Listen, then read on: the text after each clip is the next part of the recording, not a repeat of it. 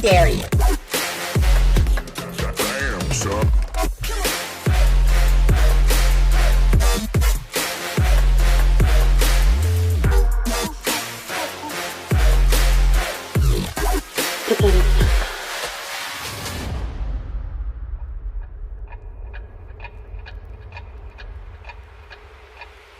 Hey guys, Snarky Priest here, and what a crazy time to be a reaction channel.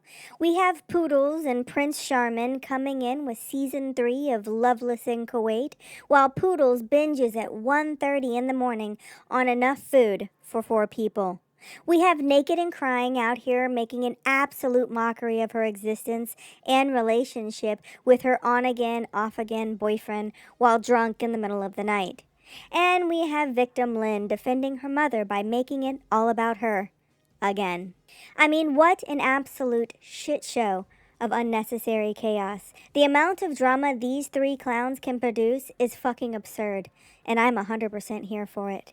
Now, before we send in the clowns, if you like today's video, hit that thumbs up button and consider subscribing to my channel. Also, remember to hit that bell notification so you can be a part of all the fun fuckery and snarky good times we're going to have. Alrighty, so as many of you know, Poodles McDumpins and Sally Shits on Chicks are giving us Season 3 of the Couples channel, and what in the game of Porcelain Thrones is going on here? First off, no one asked for this shit, no one wants this shit, and frankly, I'm appalled that you would even try this shit show again. Didn't your husband recently get canceled for wanting to lay his hairy ballsack on someone's cross necklace? Yes, he did. And that's because your husband likes to shit on people and has fantasies of rubbing his hairy ass on other people's religious stuff. You know, in his spare time to get his happy endings. And reaction channels are never, ever, in a million years, gonna let that shit go. We're gonna remind you and him every day that your man embarrassingly barked like a dog for another woman, only days after you went border hopping for your health. And speaking of her health, while Sally's been scouring the Kuwaiti Craigslist looking for another Western world pothead to piss on, Foodles has been eating her feelings with an ungodly amount of food at 1:30 in the morning, while Sally was on an officially unofficial work call to discuss the business with his friends. And while he was chatting with this totally real friend about his totally real perfume business and not another woman, she sucked down 2 pita pizzas, 2 packs of noodles, pickles, and at least 4 glasses of orange juice. But hey, don't worry guys, this manic eating side quest was not a binge. It was a craving that she needed to fulfill to help reset her body and get her ass back on track. And my question is, when were you on the right track? Seriously, when have you ever been on the right track? And please, don't say Ozempic and the 50-pound loss. We all know you were snorting the snow, and that's what aided in the weight loss. So honestly, when have you ever made an effort to lose weight that lasted more than 48 hours? Don't worry, we'll wait. But while I'm waiting, answer me this. Tell me why lie about hiding this non-binge binge from your soulmate. Sure, you said it was because he doesn't like when you eat like this. But ma'am, your special little shit licker is in the other room. And that place is smaller than my master bedroom. So unless his sense of smell is ruined from a year of you, he can smell the food cooking and he knows you're binging. The facts are, he gives no shits about you or your life. And no matter what uncomfortable signs of affection he offers you, we know the truth. And no, I don't care if Sally comes into your chat to mod and drop random pre-scripted lovey nonsense for your moron beezers to eat up. And no, I don't care what some non-reaction reactor thinks. We can see the lackluster affection he has for you. We all saw him cheat and bark for another woman and her fine Christian ass. We all see the way he looks at you, and it isn't and has never been how he looked at Kybella, and that is how we know Now, she did a live today, and I wanted to touch on a few things. First, I find it interesting that her Beezers always say things like, reaction channels would never be brave enough to travel like you, Queen Beezer. Or, you're so brave doing all the stuffs you've done in life. Reaction channels could never do these things you've done. I don't know what the voices were, but are you fucking kidding me? They either have to be bedbound losers like Teardrop, living vicariously through Poodle's mall waddles, or basement-dwelling troglodytes living in fear of the outside world, doomed to spend their life in the shadows. Because honestly, there can't be any other way that they believe this nonsense. Just because a reaction channel doesn't show their lives doesn't mean that they don't have one. B, just because a person chooses to react to garbage they see online doesn't mean they hate themselves. And C, just because you can't see our passports doesn't mean we aren't traveling. Some of us have literally traveled more this year than Poodles has traveled in her whole life. And just because we don't show that doesn't mean it's not true. Facts are, as a reaction channel, and unlike Poodles, my life is private. I'm not unhappy or ashamed, lonely or depressed. It's simply because I'm just not that kind of channel. Do you ask movie or book review channels to be actors or writers? No, they are simply viewers or readers that want to share their thoughts and opinions on what they have seen or read. I am a viewer and a reaction channel of the garbage I see online, and as such, I'm entitled to share that opinion with everyone and anyone who wants to watch. If I were a lifestyle channel that shared my life online, then I would assume there would be reaction channels that reacted to me. It's really not a hard concept to grasp, but here we are in 2024 explaining how the internet works to intentionally dumb humans. Second, your makeup looks fucking ridiculous. The eyeliner should not stop midway on your lid. It looks messy and unfinished. And if you're gonna do a full face of makeup, don't forget the brows. Lastly, that lipstick makes your teeth look like cheese cubes. Might I suggest a different shade or a teeth whitener, or perhaps a combination of the two? Third, fun fact, did you know that diabetes also causes problems in your mouth? People with diabetes have a higher chance of having periodontal gum disease. And for those that don't know, it's an infection of the gum and bone that hold the teeth in place. Periodontal disease can lead to pain, persistent bad breath, chewing difficulties, and even loss of teeth. And seeing as your teeth are needed as an eating channel, you might want to consider flossing. Yes, it's a thing. It might be nice if you tried it from time to time, and it would greatly help the overall appearance and health of your teeth. Now, she has done a few other useless mukbangs and eat with me's, and there were a few ridiculously boring videos of, you guessed it, eat with me and travel vlogs. And out of all those videos, there has been not one interesting thing said or done. And unless you are a feeder looking for an ASMR yoink fest, these videos are skippable. The only thing I found interesting is her continued discussion of her volunteer days. And that's because she mentioned her Katimovic story again. And I just can't. Hey, Poodles, you're a 40-year-old woman that's stuck in the past and reminiscing of things that happened 20 plus years ago with nothing new or exciting to talk about. Clearly, you have such a lonely and boring existence that you have to revert back to childhood meals and Katimovic for content. It's weird. I mean, for fuck's sake, is there literally nothing else you've done in your life that you could, talk about? Is there nothing but empty space on that memory card of yours, and that all you have to relish over is a lost lunch in pre-K and Katimovic? That was 23 years ago. You were 17, and you are still talking about it as if it was the best part of your entire life. It's proof that you've done nothing else of any value or interest, and I swear to the old gods and the new, if I have to hear the "I volunteered for 7 months" bullshit one more time, I might lose it and become unhinged. Here's the deal. You've stated in a past video that there was an incentive at the end of your servitude. You know, a reward, if you will, for completing the project. Here, let me refresh your memory. Volunteer program. And you get to travel around. You apply to be part of the program. You get to travel around. It's government funded. They give you like 21 bucks a week allowance, which went on cigarettes, did a presentation. And she was handing out brochures for the program. And at first I was like, nah. And honestly, I don't remember what changed my mind into wanting to do it.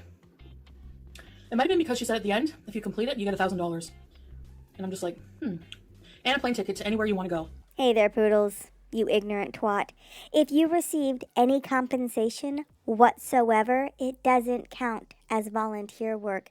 So either you volunteered out of the goodness of your oversized heart, or you got monetary gain, but it can't be both, because a volunteer is someone who freely offers to undertake a task, service, or activity without being compensated, and you've just openly told us you received payment. We now know it wasn't to help women of domestic abuse.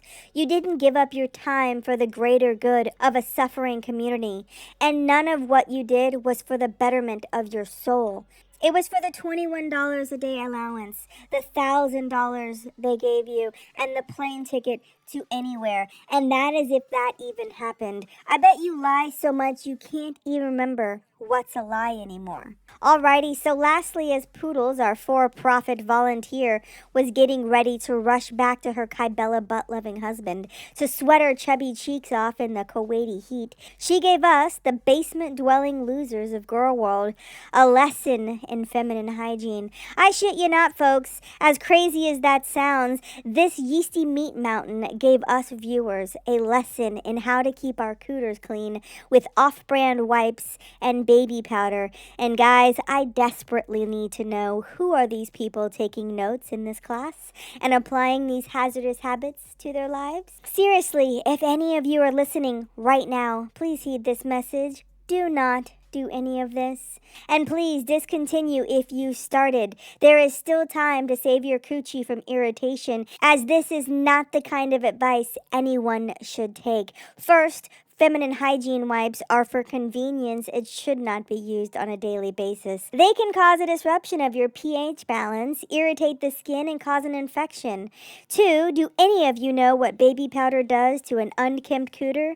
Me either, so I looked it up. And fun fact, it can also cause skin irritation and rashes. And yes, even though she got the one with the cornstarch, it can still cause yeast infections if not properly kept clean and free of clumpy, moisture-soaked powder. And we know from past traumas, our girl doesn't wipe, wash, or reach her vagina on her own, and has stated that she gets yeasty. I mean, if she isn't careful, she's gonna end up with a sourdough fupa starter during season 3, her yeasty, unwashed cooter marinating in her sweat while she waddles around their couples videos. My God, she might get arrested and thrown in jail for baking a ham-flavored yeast roll in her abaya oven in a pork-free country. Alrighty, so now that I've said yeasty one too many times, let's move on to naked and laughing, aka crazy and crying, aka Jesse on the pot, aka Saggy Tits McMinnis. Y'all, this utterly insane troglodyte is an actual fucking sideshow circus, all on her own. I've been watching some of her lives to get an understanding of who she is, and holy fucking shit, this bitch is certifiable. I've never in all my YouTube suffering come across a person with so much hateful perversions and deep-seated depravities. But here we are. And yes, I will say there have been some people saying that she is so detestable and morally corrupt, it's hard to watch her. And that reacting to her is dangerous because she is demented and off her rocker. And while those are valid statements, the only thing this lot lizard can do is fail at life. I mean it. Seriously, what is she gonna do? Call me a retarded slut, son of a bitch, demogorgon whore that sucks dick? Is she gonna say my mother was a skank whore that should have aborted me or dropped me off a cliff on my head? Is she gonna tell me to flip off a 12-story balcony and roll away away like a meatball off her spaghetti? For real, those are her only insults. She has nothing else. All she does is scream the same vile things to shock and disturb the mentally sane people in her chat. In fact, this utter waste of excess skin has such a tiny imagination and zero usable brain cells that she couldn't insult me if she tried. And to be honest, she might have an aneurysm trying. But by all means, give it a go. Let's see those neurons sweat out the alcohol trying. Alrighty, so for those that don't know, Jessie on the Pot is a 40-year-old future barfly and is a King Cobra fangirl. That may or may not be a single, unhinged, stage 10 clinger. I say this with uncertainty because I have watched her break up with Cobes now on 3 separate late-night drunken rants, all because he didn't give her the much-needed daily affirmation that she demands. That's right, this bath bomb water hag loses her mind because her loser boyfriend, who is currently moving due to an unexpected eviction that she caused, is mad that he doesn't drop his crusty fleshlight and tell her how pretty she looks wearing yesterday's makeup, thrice-worn rags, and unbrushed teeth. I mean, can you fucking imagine the creative lies this dude has to come up with to compliment this bitch? I can't, and trust me, I can imagine all kinds of disturbing things. Now, in the first breakup, she was so upset she viciously attacked herself and went full padded jacket in less than 2.5 swigs of her peanut butter whiskey, all while wearing the most ill-fitting top anyone has ever seen. I'm so fucking serious when I say that top was as hideous as it was poorly made, and it really showcased her deflated tube sock titties, and I was genuinely scared I was going to get accosted with an unexpected nip slip the entire live stream. In the second breakup, this garbage pail tavern wench nearly passes out over the thought of losing her crusty dick twat waffle and felt the need to display her distress while hyperventilating her way through another bottle of Screwball peanut butter whiskey whilst smoking skunk weed out of a cheap plastic bong her Joshy gave her while sitting on the open-lid toilet for almost 6 hours, which I think was more shocking than the ill-fitting shirt. I mean, what psychopath is able to sit on a toilet seat, unmoving, for nearly 6 hours without losing the ability to walk? Seriously, I need answers. Let me know in the comments below. Okay, luckily she had a drunken meltdown and I was able to enjoy her raging and crying over being worthless and lonely. She stated that no man wanted to fuck her, and I just don't understand why. This is the MO of every desperate, pathetic locale in this community. Either they are bitching about us being jealous losers who aren't getting laid, or they are crying about ugly, jealous losers that aren't getting laid. I just don't understand why these women talk about getting dicked down by worthless, unemployed losers so much. These gutter snipes need to seek out therapy for their unresolved daddy issues, like stat. Oh, and speaking of daddy issues, Jessie, my padded jacket nut, why do you always say the most vile things? You talk about others being nasty and gross in your chat, and in the same over-the-legal-limit breathalyzer, you turn around and say things like, I'm gonna butt-fuck your daddy in the ass with a strap on and make your mother blow me afterward. Like, what in the motherfucking mountain people is going on in your household? Are you traumatized from seeing your inbred parents banging the redneck neighbors down the street? Hey, listen, some of us are here to help. If you need counseling or another bottle of Jack, wear a goth-inspired shirt from Spirit Halloween and pass out drunk in your next live stream. I'm sure one of those people will reach out. The rest of us are going to point, stare, and be amazed at how ignorant you really are. Also, if you could kindly unblock me, that'd be great. All I asked is, why do you do this to yourself? You aren't monetized and therefore don't make money on these live streams or sharing your life. So why are you doing them? And yes, I still very much want to know the answer to that. Do let me know in the comments below because I genuinely don't understand. You live stream all day with impressively long hours of sitting on your open bowl toilet seat without any monetary gain whilst simultaneously bringing amusement and joy to those that troll you. Do you have a humiliation fetish? Do you like being trolled by the masses? Do you enjoy looking like an utter train wreck online? And if so, how do you think that will look to a future employer? I'm just kidding. We don't give a shit. I'm more curious to know if you've figured out what rock bottom looks like, and if not, do you need help digging?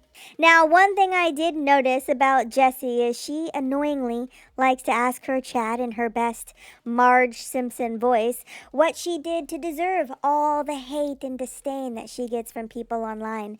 And ma'am, are you fucking insane? You know what you did. You know that we know that you know what you did. You are a racist, homophobic, ableist cum dumpster who calls people the N-word, the F-word, and the R-word, like it's the only thing you've learned from your mommy and daddy. And based on the way you talk, look, and laugh, I'm going to reiterate my earlier assumptions that you are the product of an inappropriate sister-brother relationship, and that's why you have a low IQ and can't understand the simple feedback people have given you. Listen, if you stopped calling every person you don't like the R word and stopped telling people to suck their daddy's dick, I think that maybe, just maybe, you might see a reduction in the amount of hate you get. I mean, sure, you're still an inbred, racist, homophobic cunt, but at least you wouldn't be an ableist, inbred, racist, homophobic cunt. Alrighty, speaking of large cunts, Victim Lynn has let us know it's tacky to talk about someone's criminal past online while also sharing her mother's criminal past of abuse and drugs online. Hey, Hamby, you want to know what's tacky? Spending a decade talking about all your mother's failures and addictions only to then get mad when reaction channels discuss the information you've openly shared. The reason your mom is getting so much disdain is because you've told God and country about all the wrongs she ever did. You spent years dragging your mother's sketchy past up and down the halls of YouTube while profiting and using it for content on your channel to gain subs, sympathy, and ass pats. You've let us know that you were born on drugs and you were taken away at a young age. You've also told us that she roasted pills on spoons and got high in front of you. You've even let us know that your dad stole a laptop and is currently still fighting his addiction. How are reaction channels responsible for this situation? How are viewers and haters guilty of believing it could be true? First off, reaction channels were speculating and giving their opinions on your mother's public criminal record. If someone hadn't called, it would still be circulating that your mother's charges were listed as abuse to a service animal. You can thank a reaction channel for calling and asking the clerk about the charges because your lazy ass hadn't done or said anything to prove your mother's innocence. You came on crying, alleging it wasn't true with no intentions to prove it wasn't real. But sure, go ahead and be the victim in this again. Second, you have to prove that the statements made as fact while knowing it was false harmed your income or reputation, and in this case, it did not. If anything, there was a rise in views, and that makes you more money. Also, your mother's reputation is still below average based on what we do know. Per the correction in the charges, per the clerk, she still allegedly went to prison for beating up your grandmother, an elderly lady that gave her life. In my opinion, that's right up there with child abuse, which is also something you stated she did. And that brings us back to the thing about sharing your private life online. You open it up to speculation. You willingly brought your messy life to the internet, and reaction channels are simply discussing the rumors around the fire you started. Okay, guys, that's it for me. Thanks for watching. Stay snarky. Just remember, if you ever feel dumb or out of touch with reality, these three women have public lifestyles that they openly share online for thousands of people to see, but then rage when people have something to say about their publicly shared life. I swear, the utter dumb these women display is astounding. These toxic creators have no personalities of their own. Hamby copies other creators' mannerisms and video ideas and health journeys. Poodles, the yeasty, takes the thoughts and behaviors of the men she stalks and copycats other creators' irksome habits, like Nick Avocado's whiny baby bullshit. And Jessie on the pot is literally turning into a female king cobra. She's getting dirtier by the day while copying his goth style. It is so creepy how she wants to consume him. She has even stolen his weird baritone growl. It's clinical the way she talks about him, being deeply in love after such a short time span, crying over not meeting him sooner, only to rage and break it off mere minutes later. She has copied everything she does. I mean, even her favorite words and insults aren't hers. Demogorgon is a thing that King Cobra says, and her ricotta barracuda insult came from Poodles. I mean, of all the people in the world to steal a saying from, she picks Poodles, the Funkle Baby Dum-Dum, that thinks eating carbs as a diabetic will help keep her from getting ketoacidosis. It's simply embarrassing to watch these three middle-aged women copycat other creators and then bitch because reaction channels react to their shit content. Look, ladies, here's the deal. If you don't want people coming into your house, lock the fucking door and keep your dirty laundry off the line, because reaction channels aren't going anywhere anytime soon. The only thing you circus clowns can do now is smile, wave, and give the crowd a show. Reaction channels will take it from there. Oh, and I almost forgot, don't forget to fuck off.